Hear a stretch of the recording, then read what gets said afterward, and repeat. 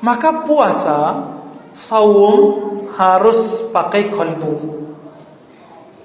Harus pakai kolbu, Pak.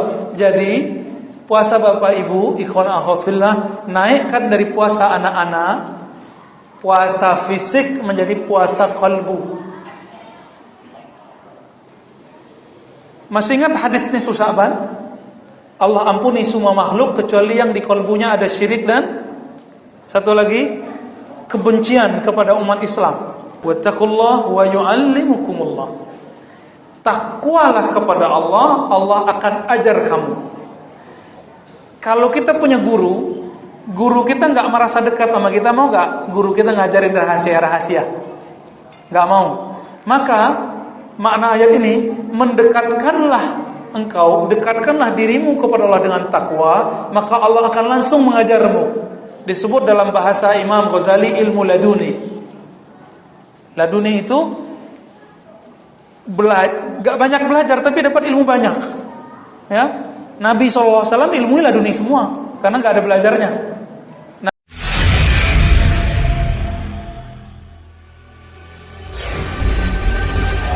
Ya ayyuhalladzina amanu kutiba alaikumusiyam yang dibaca tadi sama qari kita ya. As-siyam. Ini Bapak perlu tahu, tradisi membaca ayat Quran sebelum kajian itu bukan tradisi orang Pekanbaru. Itu tradisi ahli hadis. Ahli hadis disebutkan oleh Imam Nawawi, Imam Suyuti, Ibnu Salah, mereka sebelum membaca hadis atau sebelum mau'izah hasanah, biasanya ada seseorang yang hafiz atau yang bagus suaranya membaca satu ayat atau beberapa surat. Jadi ini bukan bid'ah ya. Supaya apa? Supaya kalbunya tunduk, kalbunya tetap bercahaya.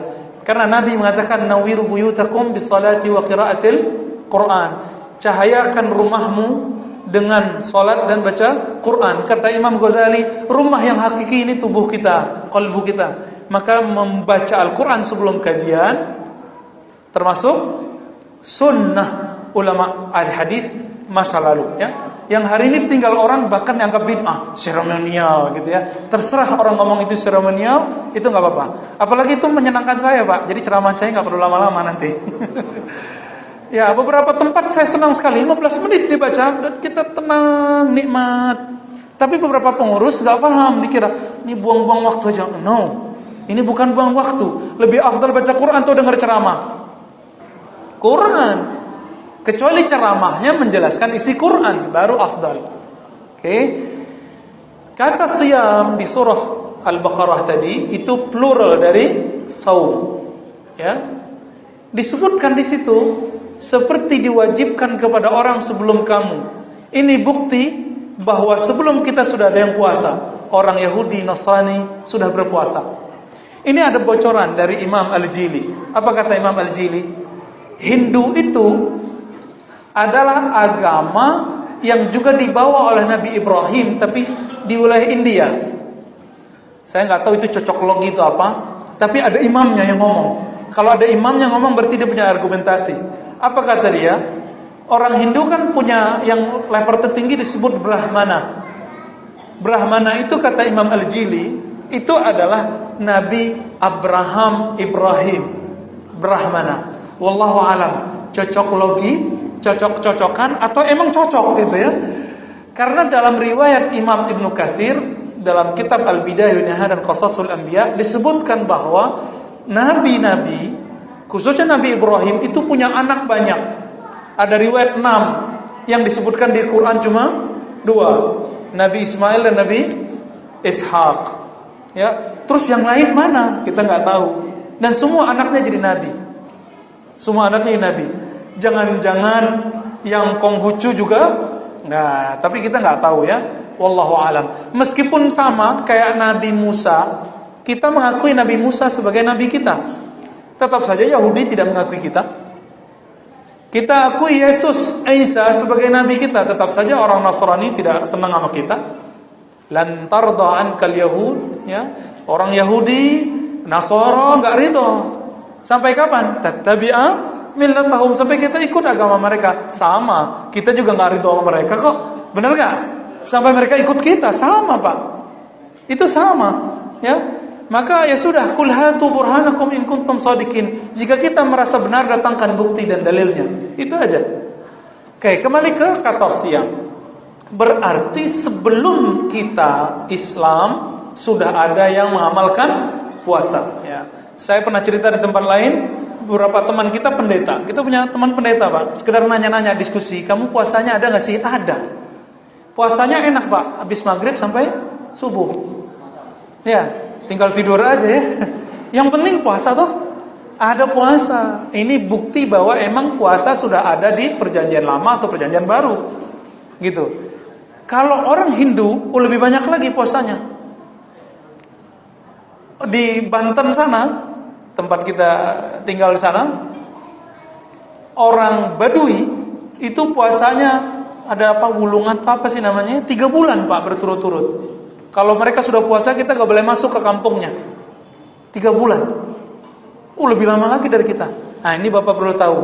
Orang yang rajin puasa, firasatnya tinggi walaupun bukan muslim. Sakti kalau bahasa kita. Maka kesaktian itu bukan tanda kebenaran. Kasyaf bukan tanda kebenaran. Itu cuma hiburan-hiburan rohani, Pak. Bisa benar, bisa salah. Benar, tajam-tajam itu orang. Ya, sekali ketemu kita udah bisa cerita langsung semua. Pernah saya pulang dari bandara sampai ke arah Ciputat, sopirnya itu baca pikiran saya terus, Pak. Baca pikiran kita, baca keluarga kita, baca nasab kita, baca semua. Akhirnya saya lihat dia, Pak, kamu amalannya apa sih? Apa kata dia? Mas, aku ini puasa hampir tiap hari, udah gak nikah 30-an tahun, sholat tahajud tidak ketinggalan. Wajar ya, tajam, Pak. Ngelihat saya sekali langsung baca saya, baca orang tua saya, itu firasat namanya. Apakah itu menunjukkan dia benar? Belum tentu. Belum tentu, Pak. Banyak kok yang bisa baca-baca begitu gak benar, ya. Untungnya dia gak jadi dukun. Pas masuk ke komplek kita tinggal, kaget ya, ini pesantren toh. Jadi selama 1,5 jam perjalanan, dia menceramahi ustadz ternyata ya. Minta maaf dia, Pak. Saya terima kasih, bilang makasih, Pak ya. Jarang-jarang orang ceramahin saya ya. Kita ceramah mulu soalnya. Allahumma shalli ala Muhammad. Jadi puasa itu dalam satu riwayat asar ini lemah, tapi digunakan oleh para ulama untuk menjelaskan rahasia puasa. Jadi ada orang bertanya kepada Nabi, ya Rasulullah, ini lemah ya, kita ceritakan lemah. Kenapa kita ceritakan? Karena ini sering dipakai orang. Wahai Rasulullah, kenapa ahli kitab mereka tajam hatinya? Contohnya ketika Nabi pergi safar, pergi ke Syam, siapa yang mengatakan kamu bawa Nabi ya ke Abu Thalib? Siapa itu? Pendeta siapa namanya? Buhairah, ya. Itu pendeta, Pak, karena dia puasa hampir tiap hari. Dan dia firasatnya tajam.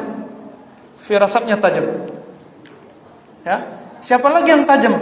Yang pernah mengikuti banyak agama, Salman Al-Farisi. Salman Al-Farisi pernah beragama Majusi, beragama Yahudi, terus terakhir gurunya bilang, "Kamu ikut Nasrani ya?" Kata yang Nasrani, udah mau wafat ya, nanti akan muncul nabi di daerah yang banyak kurmanya. Di mana banyak kurma di Arab? Di Madinah, kota Yathrib. Maka pergilah dia ke sana. Firasatnya tinggi, ternyata umurnya lebih dari 200. Imam Zahabi menyebutkan umurnya 350.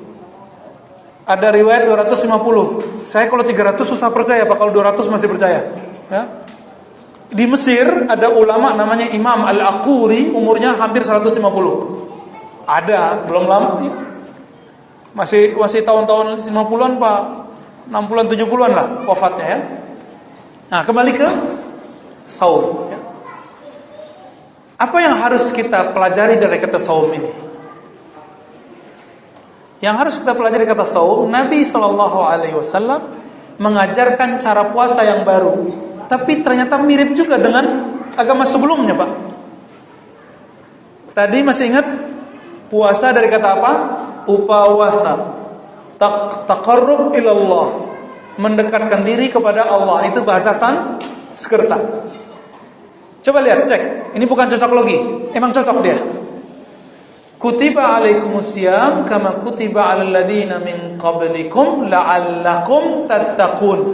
diwajibkan puasa seperti orang terdahulu agar kamu bertakwa. Bertakwa itu artinya puasa, mendekatkan diri kepada Allah.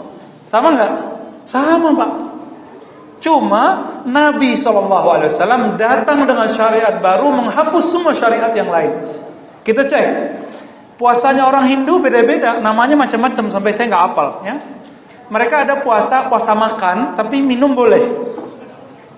Asik ya. Ada puasa ini itu, tapi bolehnya cuma makan nasi putih atau susu putih, disebut mutih. Maka masuk, dan itu bertahan di tradisi Muslim Jawa, Kejawen, disebut puasa mutih.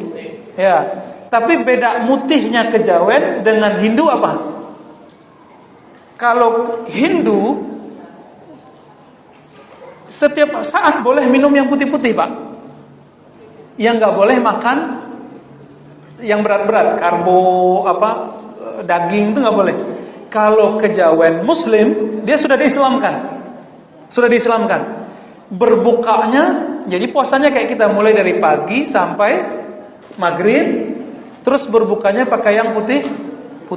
Nah, ini begitu ulama kita berdamai dulu dengan tradisi, sampai kemudian tradisi itu hilang dan berkembang, tersisalah di kalangan kebatinan. Masih ada ya Kejawen. Tapi beberapa kiai-kiai, syekh-syekh membolehkannya.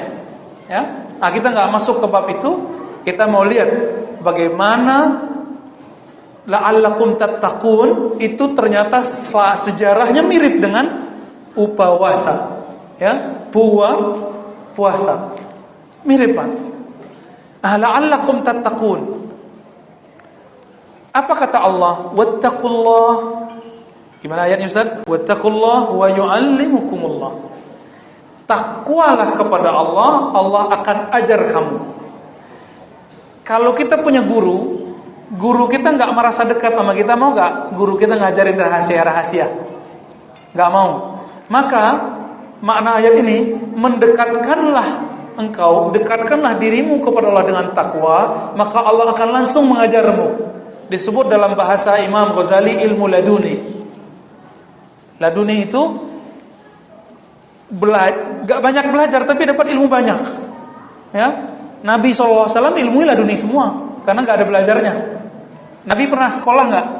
Di UIN Suska, ya? Atau di UI Jakarta, atau di UIN, atau di IIKI Jakarta, atau di Darussunnah tempat saya ngajar. Enggak ada, Pak. Ada pesantren Gontor. Enggak. Nabi mengerti habatus sauda bisa jadi obat. Apa Nabi pernah ikut perdukunan atau pelatihan herbal? Enggak ya. Nabi mengerti titik-titik akupuntur yang disebut titik bekam. Apa Nabi pernah kursus ke Cina, kursus ke India? Kan enggak pernah. Nah, ini yang disebut laduni. Dan ilmunya mirip dengan kenyataannya. Berdasarkan Allah, apa kata Nabi? At-taqwa hahuna. Takwa itu di sini. Nah, ini bagian akhir yang mau saya sampaikan.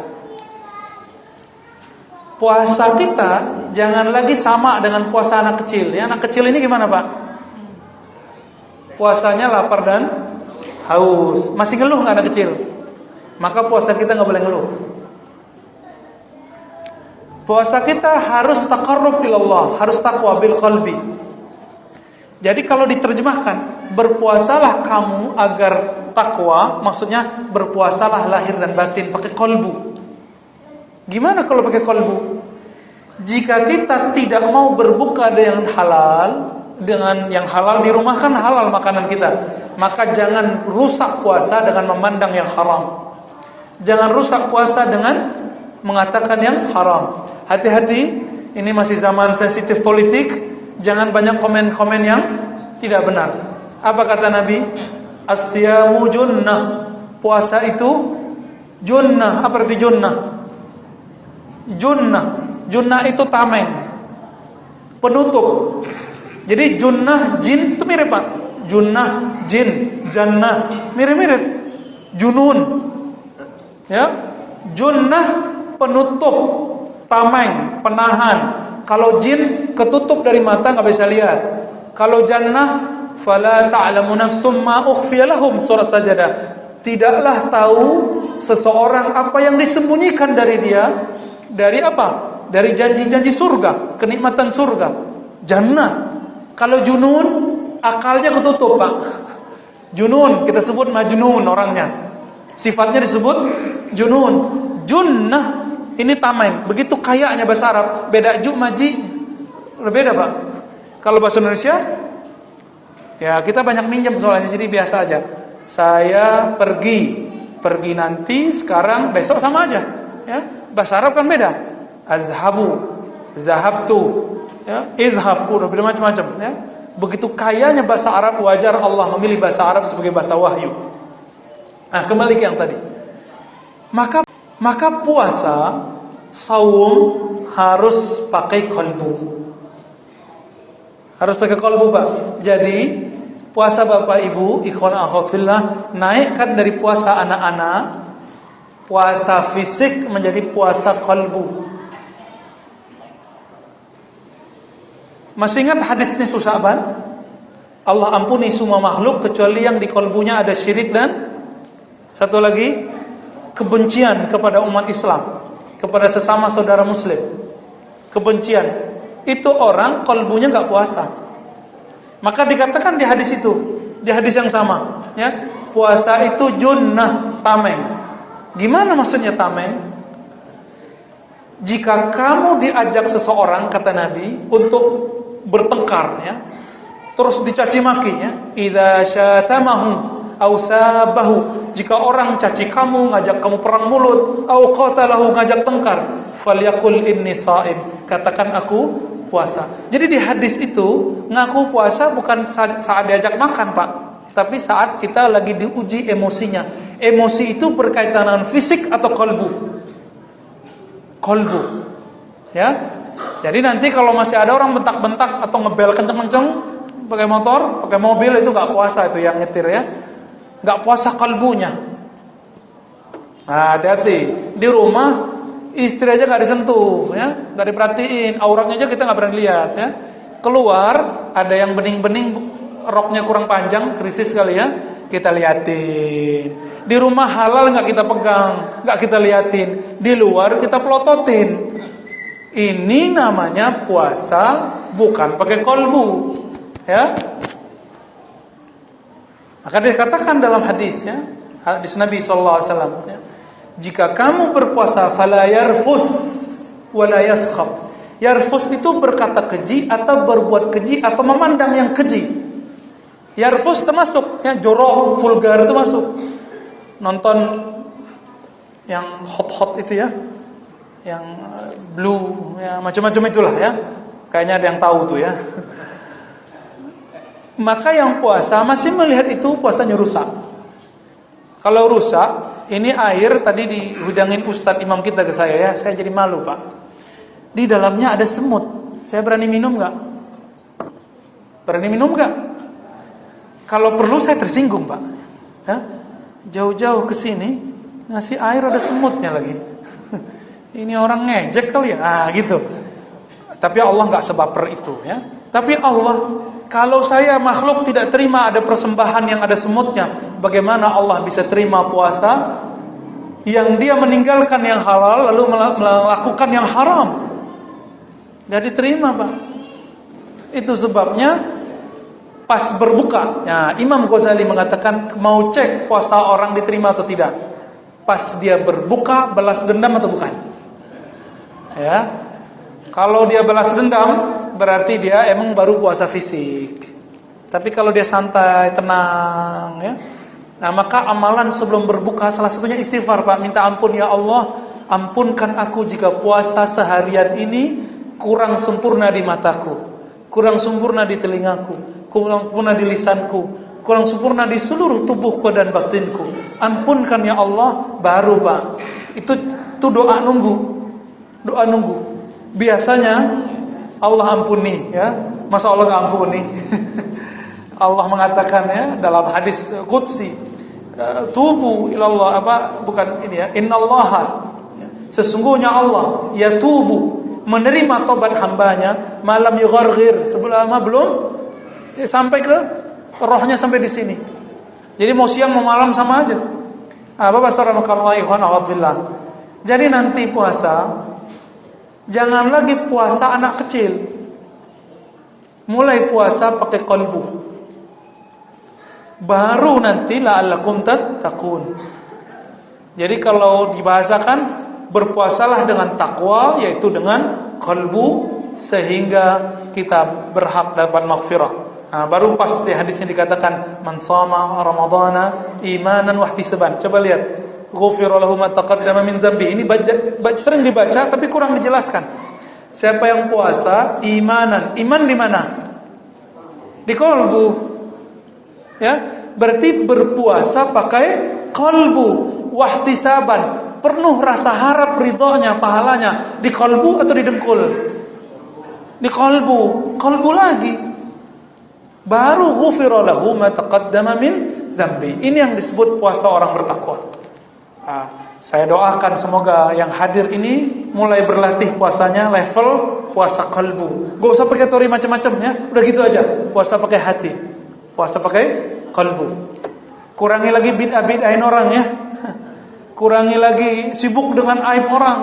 Nanti 10 hari terakhir ustadz kita dibid'ahkan lagi karena ustadznya mimpin sholat tahajud pertengahan malam. Nanti dibid'ahin lagi. Udahlah, kalau kamu puasakan mulutmu. Kira-kira begitu Pak. Udah 40 menit saya ngomong ya. Saya ngitung Pak. Udah ada sinyalnya di kolbu ya. Kira-kira itu kajian pengantar Ramadan kita. Tarhib Ramadan berarti menyambut Ramadan ya. Nabi SAW menyambut Ramadan dengan amal-amal yang indah, yang bagus ya. Maka mari kita sambut dengan mulai malam ini mulailah sholat witir. Apa kata Nabi? Autiru ya ahlal Quran. Pencinta Quran gak semua? Walaupun hafalan cuma kulhu dan kul-kul yang lain, tapi cinta Quran, cinta orang hafiz Quran, cinta ulama yang hafal Quran. Autiru ya ahlal Quran. Berwitirlah wahai pecinta Quran. Ya. Innallaha witrun yuhibbil witra. Ingin dapat cinta Allah? Kalau kita cinta seseorang, orang itu mau apa saja kita kasih. Jika ingin dapat cinta Allah, maka autiru, berwitirlah walaupun cuma 1 rakaat.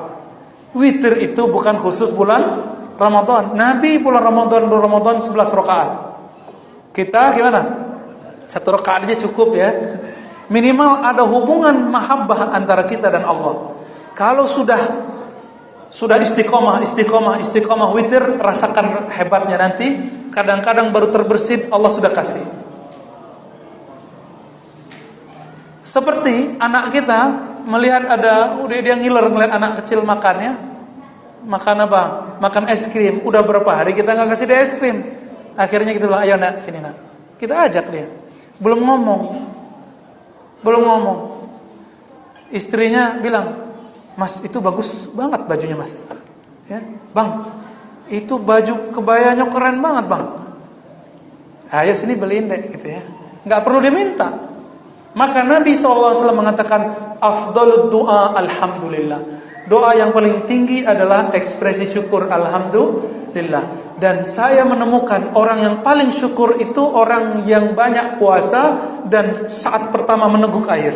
Itu syukur tertinggi. Coba rasakan. Pas Allahumma lakasumtu atau zahabaz zama'u ya, ini macam-macam lah hadisnya, silakan lihat ya kajian kita yang sebelumnya. Boleh dipakai dua-duanya ya. Pas tegukan pertama terasa enggak nikmatnya nih air itu? Maka orang yang bersyukur dengan 1 teguk air itu, dia adalah syakirin. Apapun keinginan dia, jika keinginannya pantas untuk dirinya, maka Allah akan kasih. Afdalud doa alhamdulillah. Sebaik-baik doa, gak perlu minta Pak, syukur aja.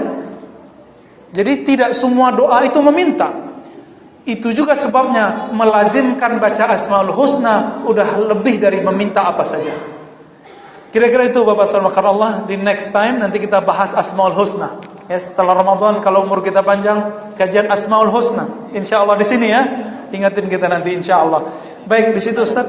Ya, tafadhal.